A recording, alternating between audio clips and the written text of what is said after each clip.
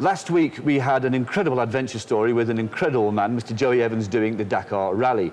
Now, this week, we've got another incredible adventure, but of a completely different nature, but no less impressive for all that. This gentleman here, you'll probably know him from previous shows. This is Mr. Mike Pusey from Bikers Warehouse. So, Mike, I think we need to start with the basics. What did you do? Basically, we took 7 701s and we crossed Africa across the Equator, and went from East Coast to West Coast, right across Africa in one go. That doesn't sound really that difficult. How far did you travel? Well, it was 9,000 kilometers, or just short of 9,000 kilometers, and we did it in 28 days. And we rode every day about 350 Ks. Okay, that does put it into a little bit more perspective. Now, what were you riding? You said the 701. This is the Husky 701. We chose 701s because there were not many other bikes in the market at the time that were suitable. This was a very suitable product, so we took 7 brand new 701s and we kitted them out for the trip. We put tanks on them, screens on them, handguards on them, carriers on them, and because we had to carry some luggage, we did have some backup there, but very minimal. But we kitted out these 7 bikes to do the job, and then rebuilt them so they would stay intact for the job. So let's look at the trip itself. I mean, everyone thinks of there being a lot of tar roads in Africa now. You know, the building has gone on. So was it an easy trip? I mean, could you literally just get onto a dirt highway or even a tar road and just cruise all day, or was it a little more difficult? There was once a lot of tar in Africa, but actually the truth is there's not a lot of tar left now. It's either got potholes or it doesn't exist at all. So the truth is we really spent probably about, out of the 9,000 Ks, I think we did 1,000 on tar or 1,100 on tar. The other 8,000 or 7,500 were all done on dirt, mainly sand and mainly mud. There is really only 1 or 2 main roads in Congo that are used by trucks to get goods in and out of Congo. There's not a train in the place. There's no main roads that actually work. There's no hotels. There's no one-stops. There's no fuel stations. There's nothing of that sort in Congo anywhere. And okay. Congo is 3 times the size of South Africa. It's purely rural. So whatever we did, we had to make plans with kind of whatever we could find on the way. So we crossed thousands of railway lines. We were on some roads. We were on a lot of like pathways which were once roads. And crossing rivers was an absolute education. There were bridges in some places, but a lot of most of the bridges we got to didn't exist or had washed away. So we'd get to these places and put our bikes in dugouts, and we'd cross rivers on dugouts. We're getting the idea here that this wasn't a walk in the park, this trip. This is one of the most epic trips I've ever done. In fact, I've never done a trip like it. I've done lots of adventure riding, but truthfully, those are just weekends away. You know, this was a really true adventure, and in every sense, it was an adventure. You know? How did the bike stand up? I mean, I do get the impression that of all the 7 riders, there were quite a lot of falls, weren't there? Well, we had about 100 falls combined. With the 7 riders did at least 100 falls, and that's what we recorded. The rest maybe were not seen. But, I get quiet about that one. But every rider that fell landed up with a pink stripe added to the bike, so some of the bikes came back very pink, you know. And mechanically perfect. And the bikes were flawless the whole trip, absolutely flawless. I've never been on such perfect bikes in my life. Having said that, I did rebuild them before they went there, and I Loctited everything, and I put them together properly, and I stripped, and I checked, and I double-checked, and I put them back. So the bikes had a lot of time spent on them before they went. Yeah. And, I mean, we did 62,000 Ks, and we didn't get one puncture. And the bikes literally didn't have problems except for fuel pumps. We had to fix some fuel pumps on the way, and which we couldn't really work out why they packed up, but the fuel pumps did pack up during the trip, and that's really the only problem we had. That's incredible. Talking of fuel, you're obviously not stopping, as you say, at a one stop every 500 kilometres. You must have modified these to take more fuel. Yeah, the bikes were modified. They normally have a rear tank, and then we added these 2 front tanks, so we had an additional kind of 200 kilometres on each bike. Okay. So with all the fuel carried, riding at average slow speeds through the jungle, we were doing about 500 Ks on a tank, you know, if they were full. So, obviously, like hundreds of highs and lows that you must have experienced. What was the worst bit? What was your worst day?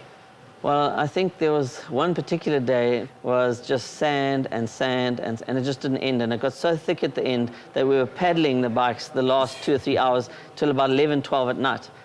Most days we'd start at 5:45 in the morning, and as the sun was kind of coming up, we'd start, and because we rode through winter when it's cooler there, because obviously Congo's hot. So we'd start 5:45 and we'd ride the whole day till most days about sort of 7 to 8 at night, and some days till 10, 12 at night, you know. And we did that every day for 28 days, you know.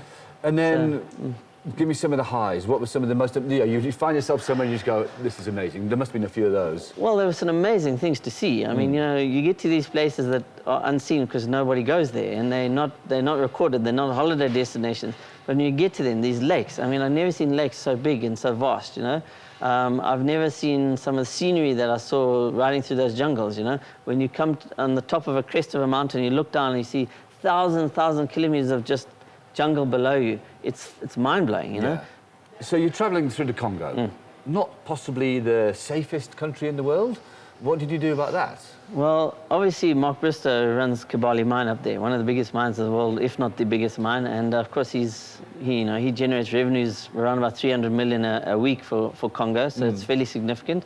And I think the Congo government, management, owners, whoever actually runs that whole operation up there, were very concerned that his health would be okay. So I was worried that he would be kidnapped. But truthfully, I got worried that we were going to be kidnapped on the way and he'd be fine. So, but yes, did you have security traveling we had with security you? traveling with us every single day in some form or another. So land cruisers would arrive with government guys and they'd drive off with us to start with, and then we wouldn't see them again for the rest of the day. But most places we went, night stops, wherever we were, camps we stayed at, bush lodges we stayed at, wherever, we would have security with us at all times. And there was one or two areas we went through where there was fighting the day before, so there was quite a heavy contingent of staff that day. Yeah. And but other than that, we had security guys with us all the time. You wouldn't have done it without. Yeah. And there's little roadblocks everywhere. So every time we get to a little roadblock, they'll have a little wire, and there'll be a little tree there and a chicken and a guy with an AK. So you're not going to say no, I'm going, because he'll start shooting at you. So the truth is, we had to stop everywhere. But the minute we got these guys, the land cruiser would arrive if there was a problem,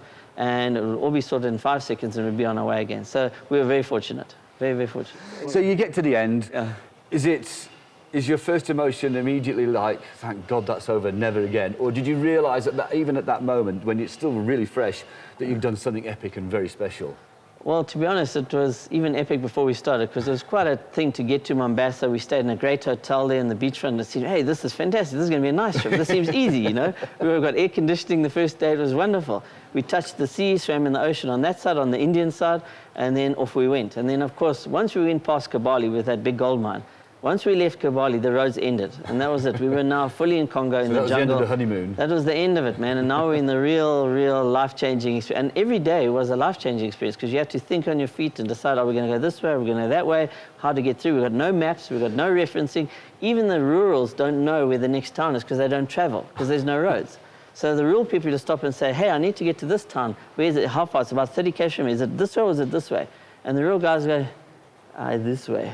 So actually, we wouldn't know where to go and who to believe. And so we'd go back to Google, try and get some signal, and work out where we were. So it was really an epic trip for these 28 days. And I mean, when I got to the other end, to the ocean by the Congo mouth, it was just phenomenal feeling. You've achieved something, and it really was. I lost a couple of kilos, which made me look slim and trim, and which I put back. But I must say, it was really an epic trip. And you realize when I got to the end and I'm touching that ocean, but man, that was an achievement, 9,000 Ks of craziness, Well, it sounds like an absolutely epic trip. Yeah. I suppose the question is, would you do it again? I would certainly do it again now that I've recovered and I've gone back to my normal color. So I was a brown color, because I wore the same clothes for 28 days. It was really fantastic. That's probably one of the least pleasant things. But Mike, thanks so much for telling the story. It's epic, and we wish you all the best for the future. Awesome. Thank you, man. Thanks, Matt, for having me.